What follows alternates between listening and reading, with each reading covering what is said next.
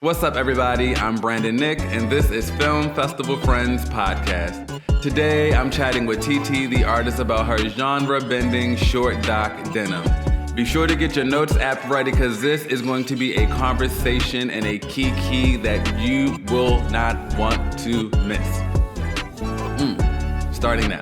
Right, hello, thank you for joining me. I am here with my film festival friend, TT, the artist. How are you feeling today? I'm good. How are you? I'm here, practicing gratitude, doing my best to stay alive in a world that does not give a fuck about us. Hello? Hello? Say it loud. Right. But yes, so my very first question, I love game shows. One of my favorite game shows is 25 Words or Less, hosted by Meredith Vieira. So my first question to you, which I think may be a fun challenge, is describe your film Denim in 25 words or less. So Denim is a fantastical doc series that celebrates the brilliant minds of LGBTQIA creatives. Work. I think I got that. No, you did. And I make the mistake of sometimes counting syllables, but no, you did that. Okay, so tell me about, well, actually, before we get into the origin, because I know Denim is such a very mixy film that I actually really loved. And context for the viewers, we were at NewFest twice this year together. The first time at NewFest Pride, and then again for the official NewFest Festival, NewFest 37. So before we get into the origin story, I want to know how you funded your project, what support you got, and from concept to completion, how long did it take?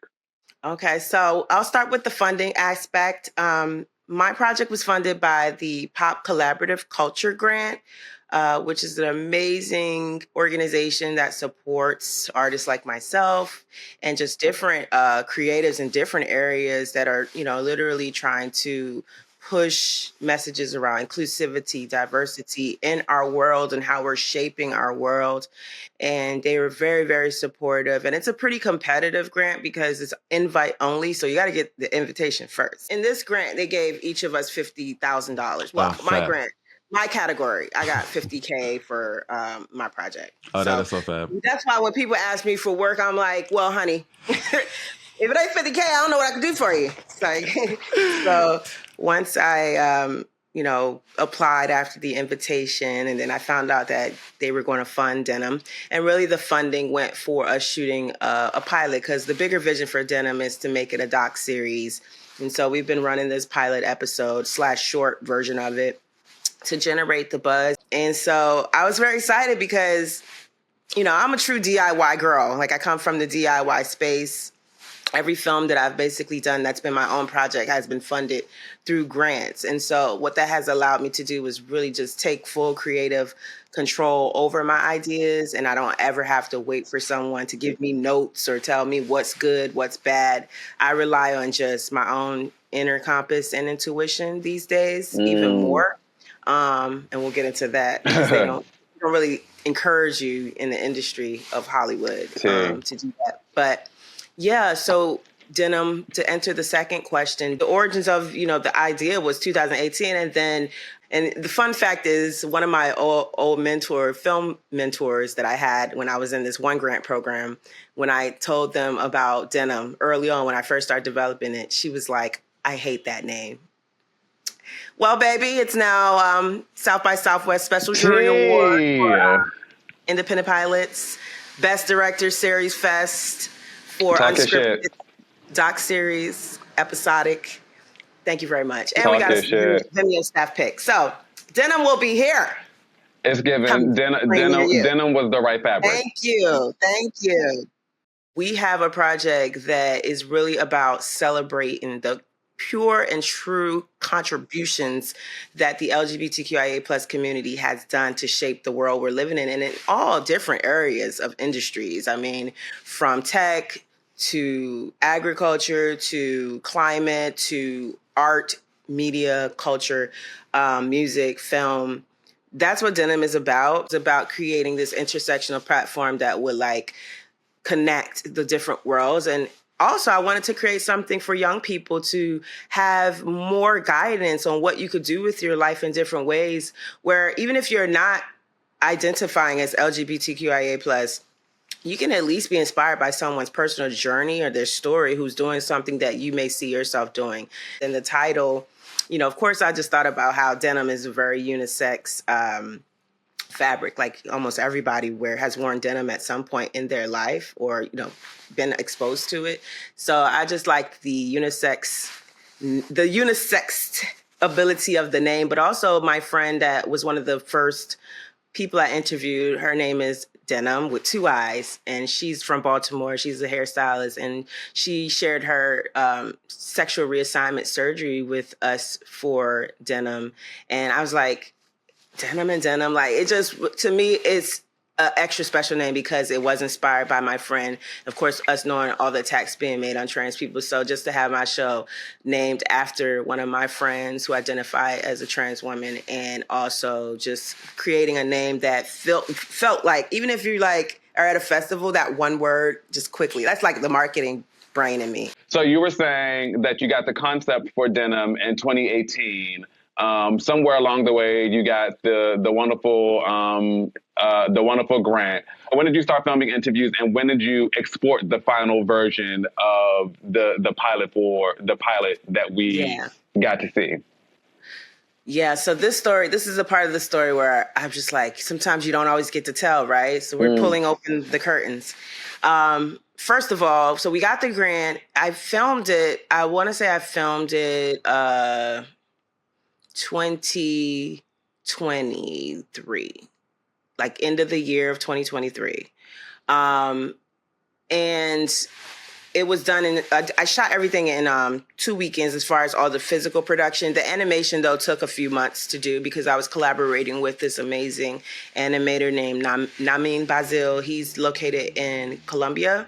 So we did the whole animation. Colombia, the country, or Colombia, Maryland? Mm-hmm. Okay. Colombia, Maryland.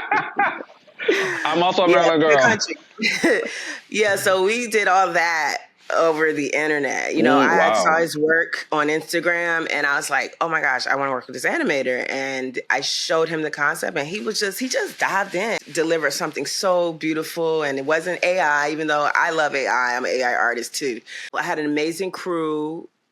My DP is a woman. My AD was a woman. My assistant camera person was a woman. It was a very inclusive set all around. I had a terrible producer. She, I want to say that was probably the drama. And I haven't spoken on it until now because let me tell you something. When you are really locked in on doing something and you self-fund, there are going to be people who plant themselves in your life and try to take advantage and use. So I had this one, Karen, who had presented herself. And this is somebody I've known for years. I had worked for years, but I kind of didn't see this coming. But she started to just insert herself in different spaces that it was just kind of unprofessional. And so I decided to part ways from period working with her. And I was left with this project from start to finish. I had no extra support. Like I said, I had paid for everything. And this lady, I hadn't talked to her for like a year. And the moment I finished this project and I get the announcement that it's going to premiere at South by Southwest, she comes tapping my shoulder saying, because also she stole from my production. And she just really tried to, sabotage the crew, our entire premiere. Like I got a call from South by 2 days before traveling, that some woman was trying to sue the festival because she wanted her credits on the website, even though she had stole from our production, even though she didn't complete her roles as a producer. And I was like, girl, bye. Wow. We queers, we have two sides. You can get the nice side or you can get the girl, I'm going to have to read you side. Right, you can get the fair side, I would never let a white person come in my space that I hold for myself and my people and try to bulldoze anything. So unfortunately, I had to get legal, a lawyer, and these are the things you're going to learn through this process. That's why I want to show the ugly and the beautiful. And I appreciate this transparency as well. Thank you. Yeah, I feel like we don't talk about that enough, right?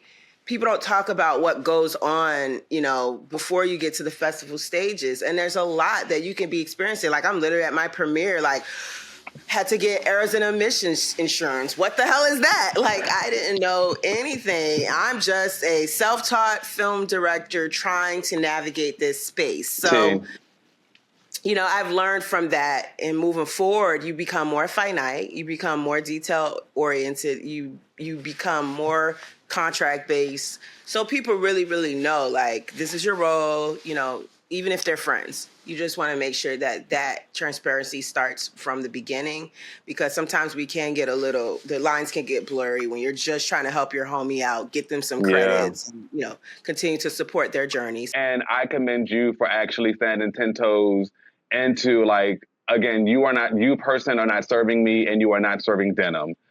So respectfully, we are going to have to part ways.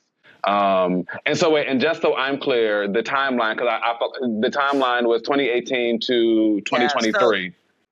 Yeah, I would say from 2018, and then I've wrapped everything up literally last year, like summertime.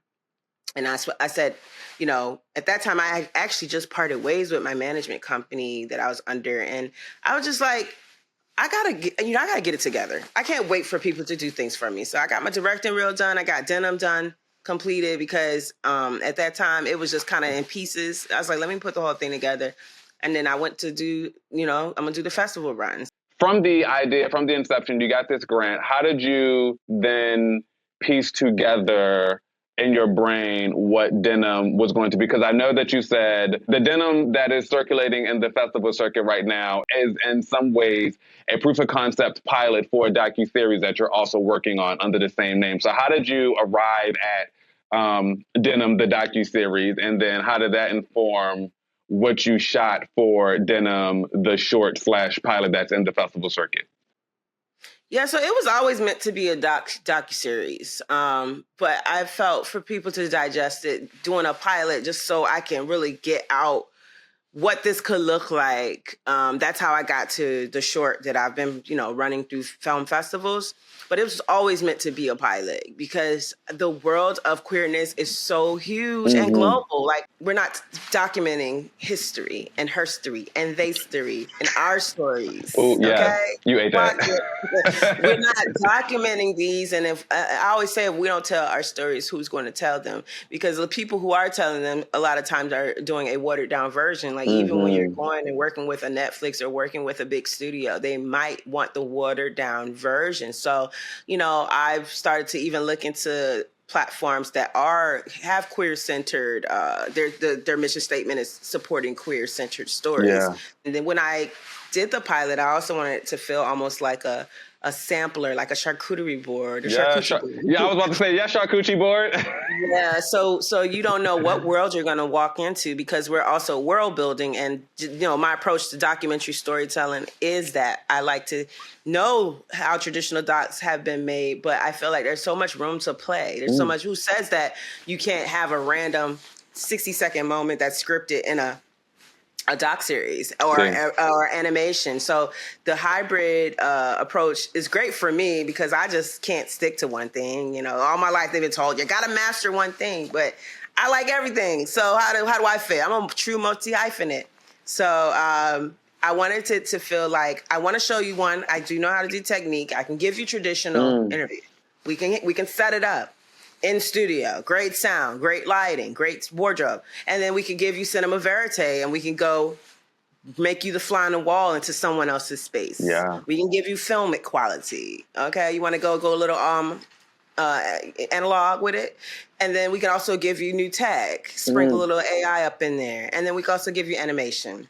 So your senses are constantly triggered. And I'll say, and I was going to save this for later, but I think I'm just going to name it now.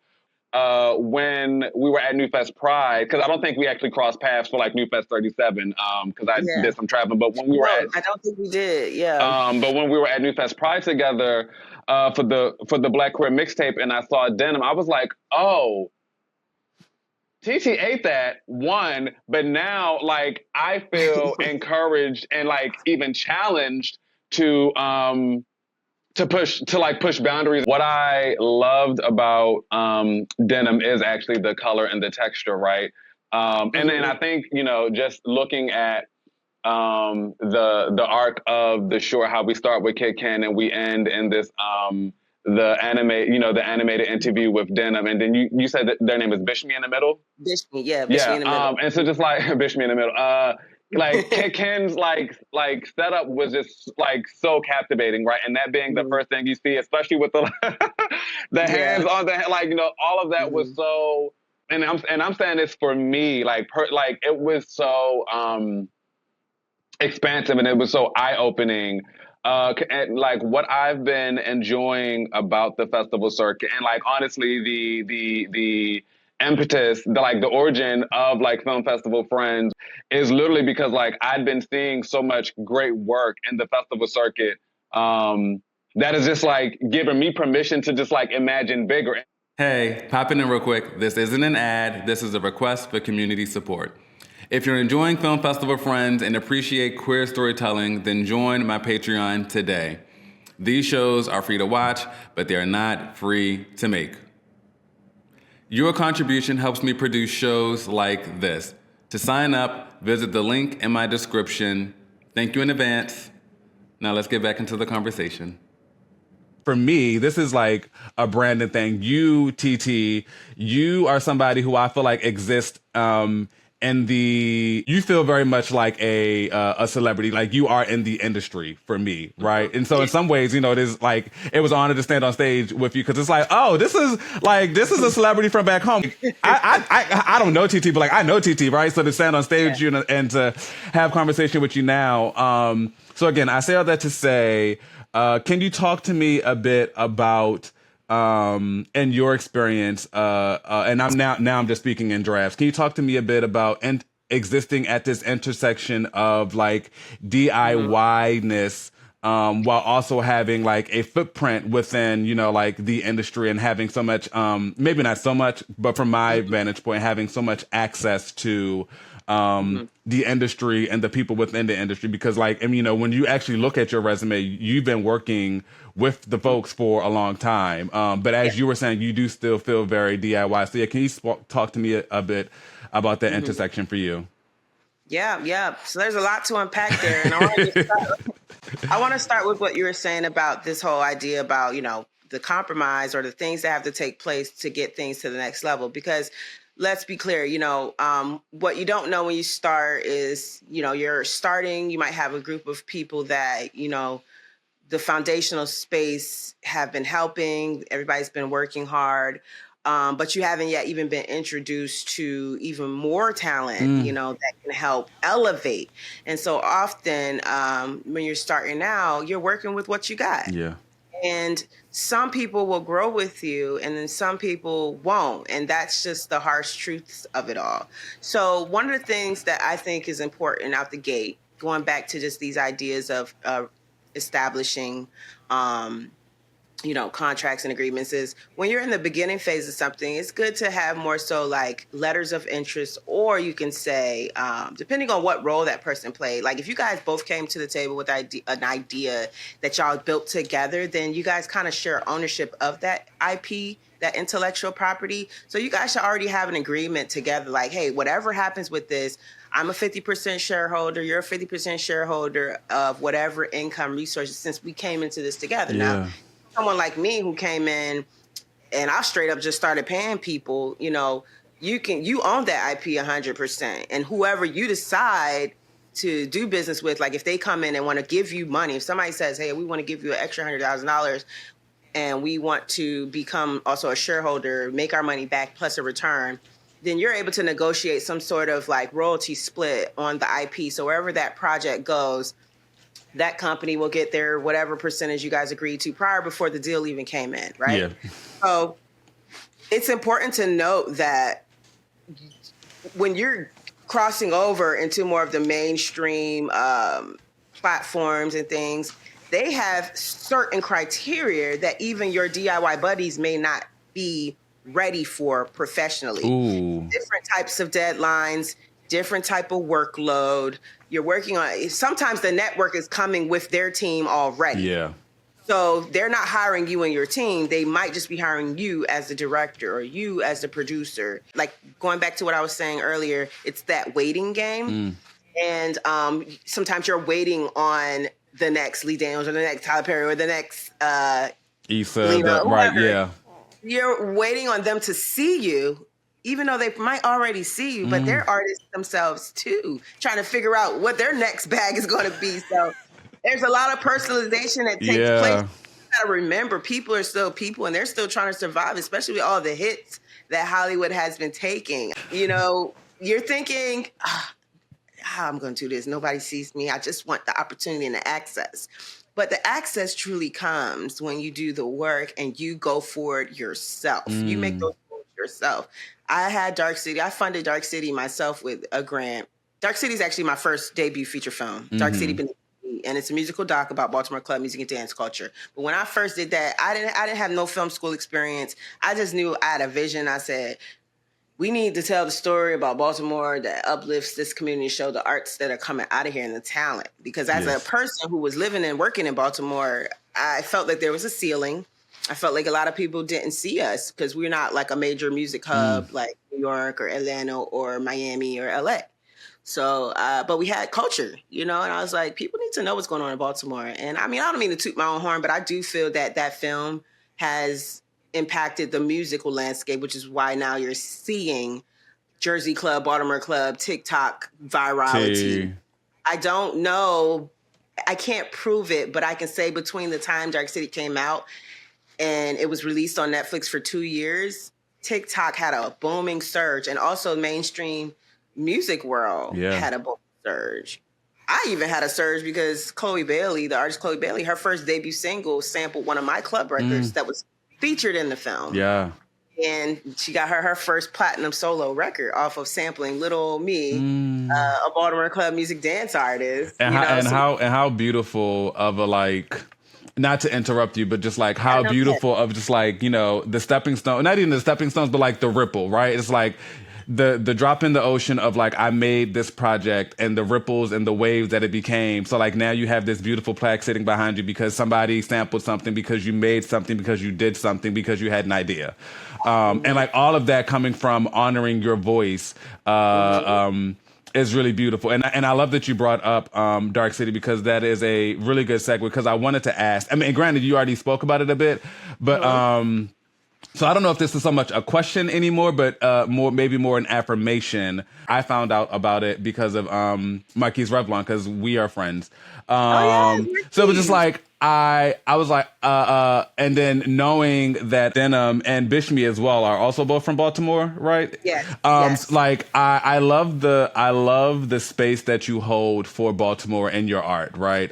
Because as you said, Baltimore is a very overlooked hub of just so much rich culture. I feel like, you know, once you're in Baltimore, you've lived there, like I have a whole different respect, and I also see how hard people try, and I also see their environments. I also see how they don't get the opportunities, and so that is in the fabric of my work. Like I'm always try to create a bridge between connecting talent out of Baltimore to the work that I do. So there's always going to be Baltimore representation. One of my number one music producers I work with, Mighty Mark, is like my guy. We're now a decade in of just constant collaboration, making money together, making music together. And I am grateful for the space that you hold as an artist, because you are so intentional about like amplifying voices, right? Like both in DENIM and in Dark City. I think that is beautiful. And like all of the other work that you will do from here. So I do want to transition because like I follow you on Instagram, and I see you post often about these things, and it actually even says it in your Instagram profile that you are an AI auteur. So can you, before I get into like the nitty gritty and like the politics and the thoughts of it all, can you talk to me about how you got into using AI in film, and like how you even learned?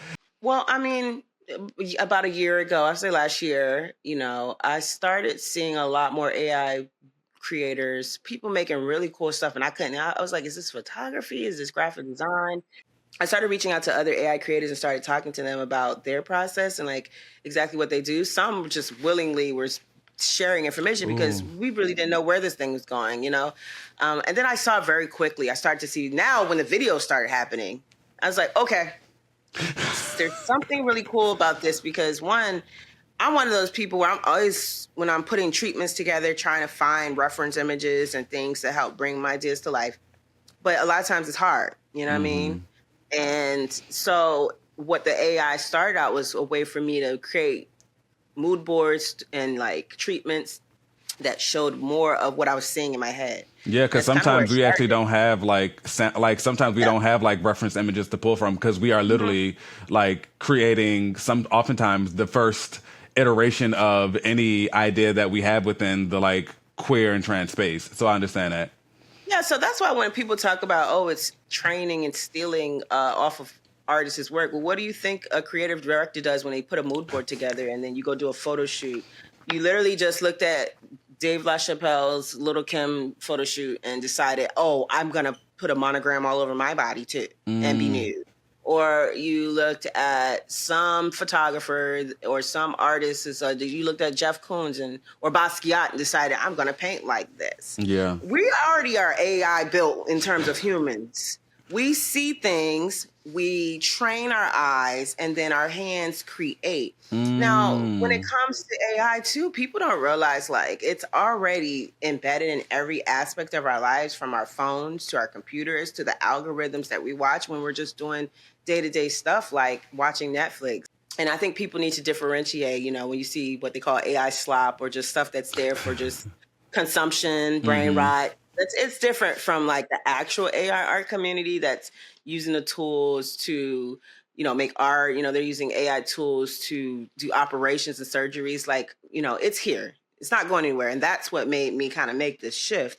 Another thing that we have no control over as everyday working people, the issues around the environment. These are things that your direction should be towards the billionaires and trillionaires who create these things and don't do it in the most eco-friendly way. Yeah. That's where the direction should be, not the average person who's just trying to use the tools to make a living for themselves because we want to be able to live and have a job at the end of the day. As an artist, you know, this is just the part of the game. You have to start to train yourself to understand where the new tech is going.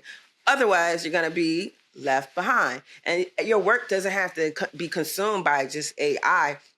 You use these things to enhance your workflow. So to me, it just becomes another paintbrush, like another tool. Yeah. You know, even when Procreate came out, I, as a person who physically paints and draws, and I actually have a degree in fine arts, you know, it's a bachelor's. So it's always funny when I do AI, if people are like, it's AI, where's the real art? I mean, well, you just gave me 1 million views off of an AI video, whereas I posted a documentary I did for Alicia Keys, 500 views. So real question is turn the mirror around, people. Look at what you're engaging into. You're not even supporting the real art that you claim you want to see. So that's just my own personal experiences. And you can just go down my social media and see all the things that I post that are like me on set, me on production, this and that. And how much more my AI content gets more views. And also, again, with everything, Black people are always left out of the conversation when things start developing. And so, you know, the white community, they already have capitalized off of AI. They're the ones getting the budgets. They're the ones getting these amazing opportunities, the brand deals. And so I saw how there was no Black people or not enough Black people being represented in the space. And I'm like, well, why can't we have some of that piece of that pie? And so I was like, When they start looking for AI directors, I'm gonna be first in line, baby. I mean, no shade, because I'm like, if there was ever a world where someone is like, I need somebody who is like an AI aficionado, it's given. Oh, you need to hit up TTD Artists, baby. They got the ones and twos. Thank you. Like I will say for me, and thank you for sharing all of that. I don't know if I'm the like best suited person to like really engage in like a full conversation around like AI and the arts. And I'm saying this as a person who is an artist, right? But I think for me, like I even with everything that you said, I still struggle with my relationship to AI as an artist. I'll name it that way. Words are not always my thing, and I think you can tell that from listening to me, right? I see the ways that like AI and like ChatGPT can be beneficial to artists, both creatively and administratively, right? But I think like my current practice has been like, hey, draft me a killer tweet, like a really dope tweet about insert title. Cause like for me, it's like, I'll use you, but like I'm still very much nervous about feeding you my information. A more practical example, cause I mentioned that I'm working on Dirty, a documentary around HIV. And just like knowing how nuanced and delicate, and I'm not saying delicate in the sense of weakness, but just knowing just like how nuanced and fragile and delicate like the community of folks living with HIV, how they can be.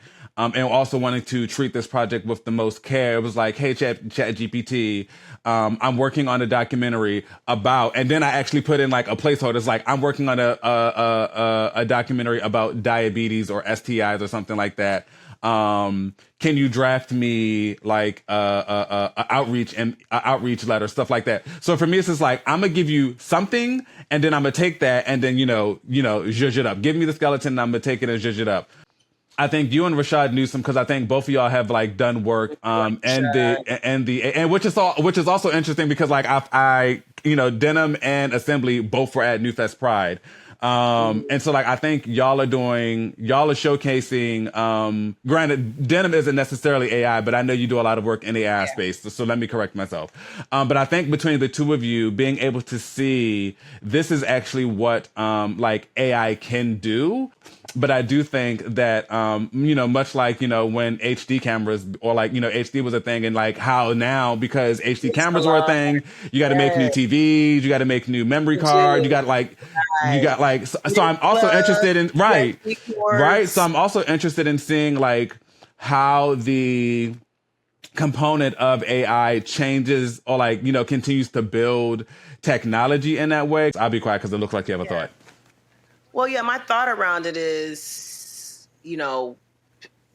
what's the difference when an artist decides I'm going to paint exactly like Basquiat? Like they can't get consent from Basquiat, or even all these pop artists that do Andy Warhol style prints. Andy Warhol created a whole style of art. Who actually Andy Warhol stole a lot from artists. Let's be clear. Andy Warhol, a lot of white male artists during those times, those really, refining times in art, were stealing. They were stealing from women artists when women artists couldn't even be in art museums, And I think that a lot of people don't think about that. They just think AI, you're scraping from things and creating this. But everything does come from somewhere. Even if you, like I said, I'm a trained painter. But I still have inspiration. Like am drawn to certain styles and movements in art. So that trickles into my work. And then I try to find my own voice. And I think AI is like that when you're really in the AI art community, not just, again, the AI slop or just making stuff for the virality thing.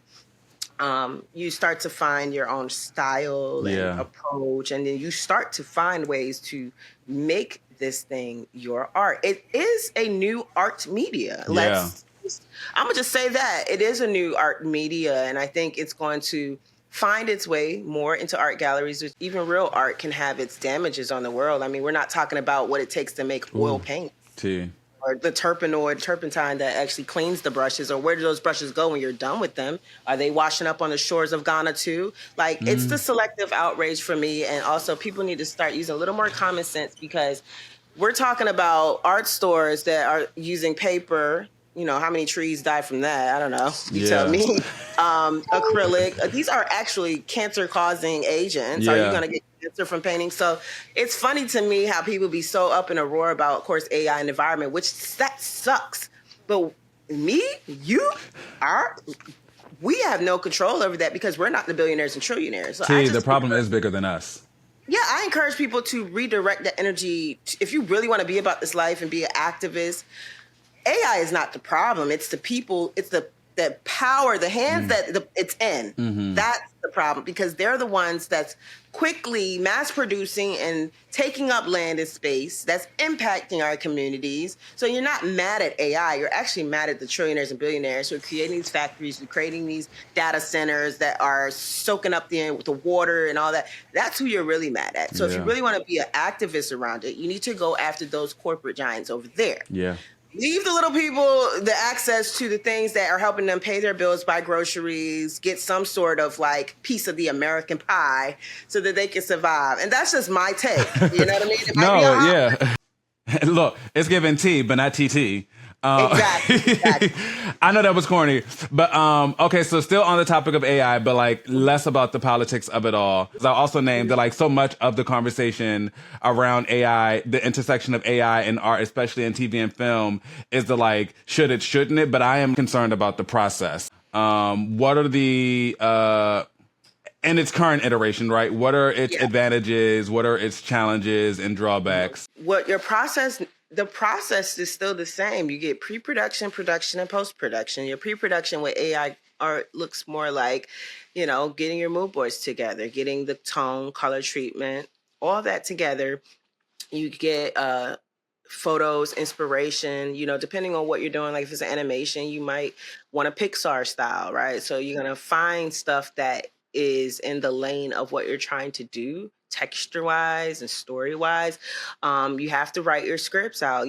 Some people, they don't know how to write scripts. So ChatGPT is definitely a place you can go to generalize your idea and to get some sort of outline or whatever. And then my thing is, I think you should always go in and carve into it. It's like taking clay and, shaping it so that it feels as authentic as it can feel coming from you. And so then you go into the production phase, and that's when you start to generate. And so there's a lot of apps out here where you can generate just from text prompts to make videos and images, or you can take actual stuff that you've created. Now, here's the thing, and this is where I think people need to understand. You can use AI just to create a sound that you need for a film you're editing. Oh, wow. I didn't even know that was a possibility. Yes. So you can actually on when I did my horror film, there were sounds that I needed that I couldn't, you either got to subscribe to a sound, even with some of the subscription-based platforms, the sounds wasn't giving what I was looking for. So you have platforms like 11 Labs where you can go in and you can type right away, thunder sounds and a cat meowing, and it'll generate that, and it's royalty-free. So you don't have to go through all the licensing issues that you would normally have to go through if you had a subscription, and you don't got to worry about any of that. And that's big for independent artists because we don't always have the overhead to cover all these expenses. It takes just a long time, just amount of time for me to do a painting like I would do an AI film or AI graphic. Like I did a recent one that went viral where I used Erykah Badu as one of my inspirations. I saw that. She's a supporter. She shared it and everything. And that took hours. Yeah. That was probably like an 8-hour reel just for 30 seconds of animation. Like 8 hours of work for a 30-second reel. Yeah. And then after production, you go to post. So you still got to edit. Sometimes you still got to color grade. Sometimes you got to do sound design. Yeah. Transitions. And so, in using the Erykah Badu reel as an example, what we saw wasn't like speaking in drafts. What the AI spit out isn't necessarily directly what we saw in the thing. There was still some level of work that you had to do on the back end before you uploaded it. Oh yeah, that was because I also do have this like very I guess premature and immature assumption that it's just like it's like that AI just made like that from mouth to post. Yeah, you have to actually train your AI to even get to that level, right? So that starts with you and what you see. But the other thing is that one reel you're seeing out of maybe 1,000 frames. Wow. Yeah. Looking and regenerating and editing your frames till you get to an image that you then move into the video generation process. And then you got to prompt that to make sure you get the output that you want, because it's some really wonky stuff, which is why I started this kind of short series on YouTube called AI Drops. And it kind of goes behind the scenes to like the stuff that didn't make the cut. Ooh. So you kind of see, like I did it with my film Mud. So you kind of hear from the actor, the AI actor, Jake, and you hear him talking about how as an AI actor, you don't have control over emotions. And that's, you know, you understand how people, you know, how that's controversial. But so we showed like all the weird stuff that happens when you generate. So like one frame, for example, could take up to 20 generations. Wow. And so that the other downside is the expense. Yeah. It's very expensive, which is another thing why I'm pushing to be like time or money? Money. Okay. Money.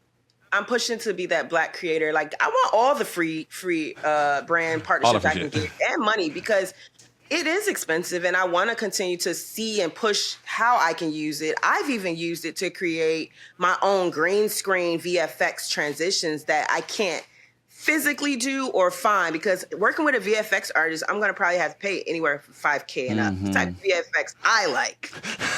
I don't have that. Yeah. But should I just not try to learn something or do it myself? And I've done After Effects too. So sometimes I'm even taking it into After Effects as the bones and adding. So that's why I say it's really just a tool that is used. And I say some of it's great where you could just get something, but it's usually 0% of the time you're getting the results you want the first go around. So it is time consuming. It is money consuming. I tell you right now, one AI membership to get the premium features for the Google is $250 a month. Just to give you some numbers. Jeez. Sora 2.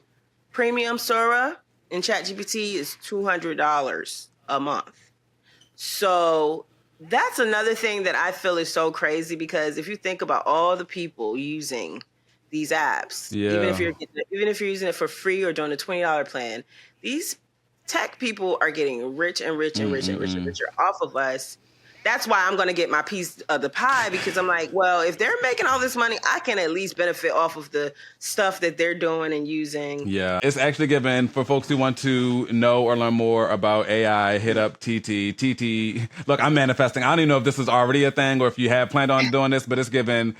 Make sure y'all follow TT, because in 2026, she is offering tutorials and workshops on how to best use AI and all the things. I mean, because I'm saying that to say that, like, while the conversation around AI, and I'm saying this also to transition this out, but while the conversation around AI is very polarizing, I don't think anybody can deny that AI is here to stay, right? So it's like, we need to, at some point, we as a people, right?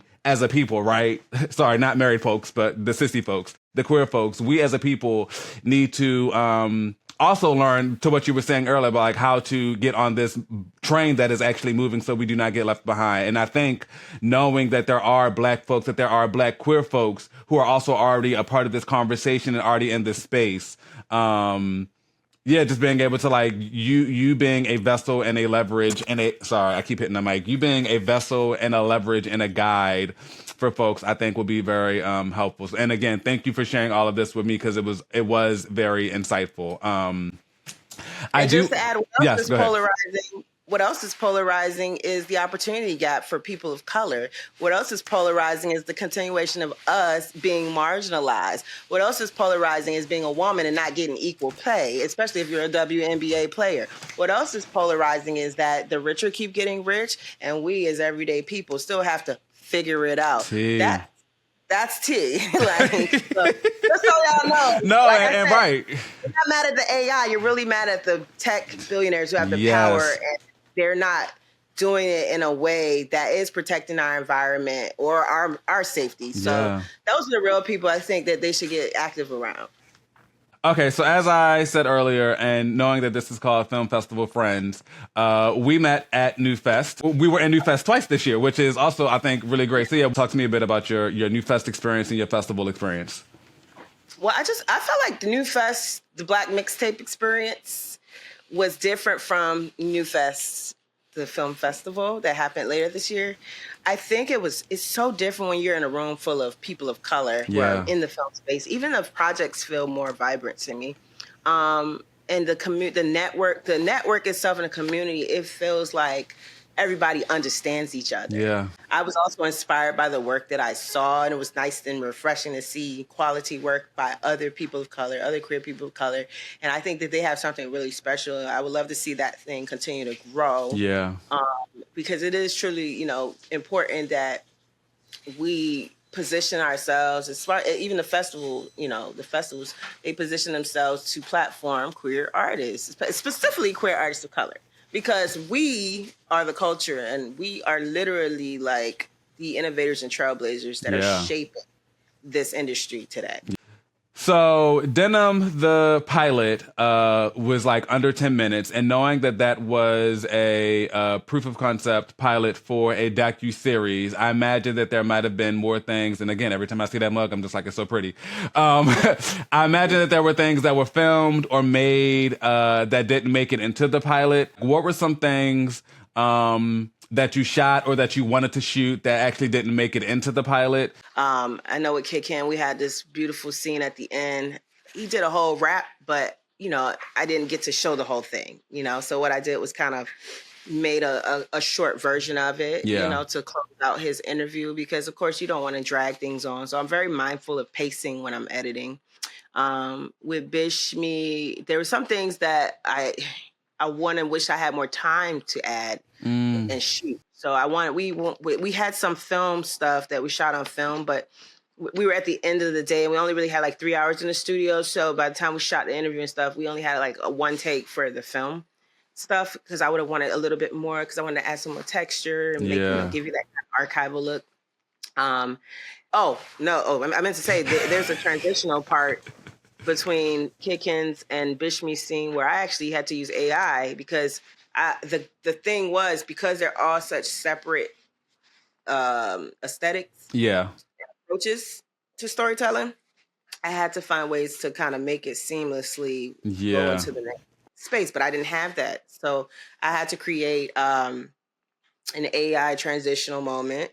Oh, and by the way, remember that producer I told you about that was totally trying to sabotage the film and who stole from our production? We had a beautiful dress that Bishme designed, and we wanted to have an actual reveal at the end of the doc series. Because Bishme was actively sewing. Yes. Mm-hmm. So the whole point was those things was going to connect. Yeah. But I was unable to shoot because she stole our dress. And I wanted to actually show you Denim, because after she had her surgery in real life. So you got to see Denim in her glam with the dress that Bishme had made. And that really... I'm screaming. Right. Wouldn't that have been beautiful? So that butterfly scene at the end, that was animation. The dress was made like a denim butterfly. So we would have jumped to that shot and then jumped to the reveal of our actual girl. See, now I want to fight, because I needed that moment. Thank you. Do you understand the level of calm I had to have? Because even saying that now you are so collected, and I'm seething for you. I also don't want to agitate your spirit, but that also just sounded like that would have been such a beautiful end to just like, again, to see this transformation and to actually have like a real life reveal of Denim and Denim, like, fab. That was the goal. Speaking of, no, wait, because I would be so remiss if I didn't say this. Literally, Stretch the Muscle is our fucking jam. Literally, I was there with I was at Black Queer Mixtape. I was there with my partner, one of my co-producers for Dirty, and another friend of ours. Baby, for the following consecutive 7 days, every time we talked to each other, it was given Stretch the Muscle. And like literally rewatching it, I was like, oh, this is just like, again, again, a lot of conflicting thoughts because I'm exciting. I'm definitely gonna release that record. No, because I was like, we need the MP3. I need the MP3 so bad, baby. I was rewatching the film in preparation for this. I just was like, baby, I'm just gonna keep playing the credits, because the credits is the Stretch the Muscles give me what I need. And again, going back to what I was saying earlier. about how denim had really opened my mind, expanded my like imagination of what is possible. So again, thank you, because again, you gave us like Stretch the Muscle gave us our life in that theater, and just like and you can see the excitement on my face now, because like literally, when I finish this interview, I'm gonna watch it again. I want you to tell me how you arrived at that, but just know that was the moment for us. It was just really, honestly, I took the vocal from the interview that Denim was doing, and as I was, I did all the sound design for the whole project. So just me, my musician. It's getting what don't you do? Because I wanted a musical break. So I was like, whoa. And it just worked so perfectly, because actually I had the animation first and the audio, the interview by itself. And I did all the sound design once I had the animation. So it was kind of cool because the animator worked from the acapella just interview that I cut up. And then when I got it back, I then had the visual, and then I started to carve out the sounds and all of that go with that and the interview. So I was like, oh, we're stretching the muscle. We're stretching the muscle. And like, I don't even know what that means, but I live for it. I always end up doing a song in my projects that I eventually want to release and, put out into the world. So also because that's a way to give back to the artists, who are musicians, or even if they're not, like they can make some passive income just off having a song out. Oh yeah, that is actually really smart. I've been having conversations with other documentary filmmakers, and traditionally the framework is like you don't pay your interview subjects. You don't pay for the truth. And I know like a lot of newer documentary filmmakers have since we, especially queer filmmakers, is like we will pay our folks because we don't believe in taking and not giving. And I think like what you were saying, like giving somebody a credit on a song, or even just like giving them a producer credit for the project, or paying them to like license their footage, if the are really nice ways to compensate and reward people for their time. Right. Like we were very fortunate enough with the grants, we was able to pay everybody, our talent, our crew, just everyone. That is beautiful. So that's one of the perks about at least having your budget up front, because you could just literally write in, the things you need to cover. It matters because you don't want to be put in positions where you have to compromise your art. So I feel like you want to set yourself up, but also you want to pay yourself as well. As creators, we forget to pay ourselves. Thank you for naming being able to pay yourself, because I, as a Capricorn, ironically, I do not. My 2026 goal is to be able to create resourced. Right? My goal is to create resourced. And so thank you for naming that for me, to remind myself that bitch, you are creating this work. You actually need to be able to live. And I like setting that precedent so that whenever people do approach and they understand, if you want denim, you want something like denim, this is what I'm spending out of my own money to make. Okay, I have one final easy question, and then I have the exercise for us. And this question is in two parts. It is a bit sensory.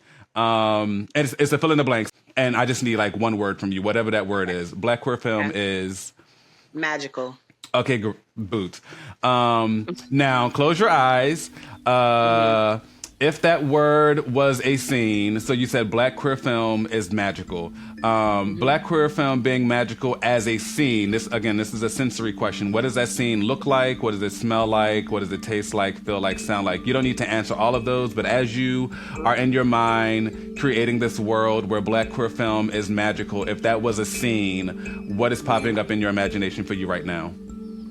Okay, so it's exterior, kind of daytime, a beautiful green garden where you're seeing all types of fantasy-like, surreal, dream-like creatures, animals, things that feel very outer worldly. And then we see hair begin to sprout from the grounds like a root. It grows like a tree, forming this kind of body of a figure that has no one specific gender or shape. It's just a form that then begins to grow all different types of characteristics, and the world surrounding it is just breathing and pulsating and alive. So it feels very magical, very fantasy, and very dreamlike. Wow, that was beautiful. That was. I had to close my eyes with you. I had to close my eyes with you because I needed to see that. I saw a bust down growing from the tree. I saw some box braids growing from the from the ground. It was like that was Right. thank you for that. It's time for a 60-second pitch, a creative sprint designed to exercise your imagination. Here's how it works. We've got 4 spin wheels with lead and supporting actors, movie genres, and plot devices. I'm going to spin the wheels, and whatever fate hands us, that's your movie. You'll get 30 seconds to ideate, then 60 seconds to pitch your film idea out loud. Let's go. So I'm going to spin this wheel. And the results are going to give your lead actor. Oh, I love that it's Queen Latifah. Oh, I love this. Wait, I'm screaming. So your lead actress is Queen Latifah. Your supporting actress is Vivica A. Fox, and it is a drama about an 8-year-old computer hacker. Okay, and your 60 seconds begins now. All right, so I'm just gonna straight up call the film Hack. HACK, big bold print, sans serif font, bright colors. Actually, no, we're gonna make it LED typography. Go along with the computer aesthetic. Stars Queen Latifah and Vivica Fox, who are 2 social workers who come across this young kid who's been abandoned by his drug-addicted mother. The 2 find out that this kid is a product of his environment, but also this tech genius. They end up all 3, as they're trying to find him a home. He ends up staying with Vivica Fox, who realizes she needs help. So she calls in her good girl co-worker, Queen Latifah. This kid has now got himself involved with some dark web violence stuff that he is now on the run to save his life. And together they 10 find seconds. out that it was never this kid, that it was some other person, and they solve this case, get the feds involved, everybody goes home, and they end up adopting this kid and becoming a couple. Ooh, ooh. I love that way. That was brilliant. Like, and no shade. Like, I'll thank ChatGPT for that because I've become a better storyteller. That is good reading, to know. because you're constantly reading. When you're on ChatGPT, you're constantly reading, and it gives you the quick route. I see. So I know every film needs a Act 1, Act 2, Act 3 at the bare minimum. Wow. 60 seconds or 60 minutes. Yeah. Wow. No, you Tell ate me that. the beginning, middle, and end. You ate that. Thank you so much, my film festival friend, Thank you. for spending several hours at this point. It feels like talking to me. Thank you. Yeah. Thank you for helping me troubleshooting. This was so deeply insightful. And you enjoy the rest of your day.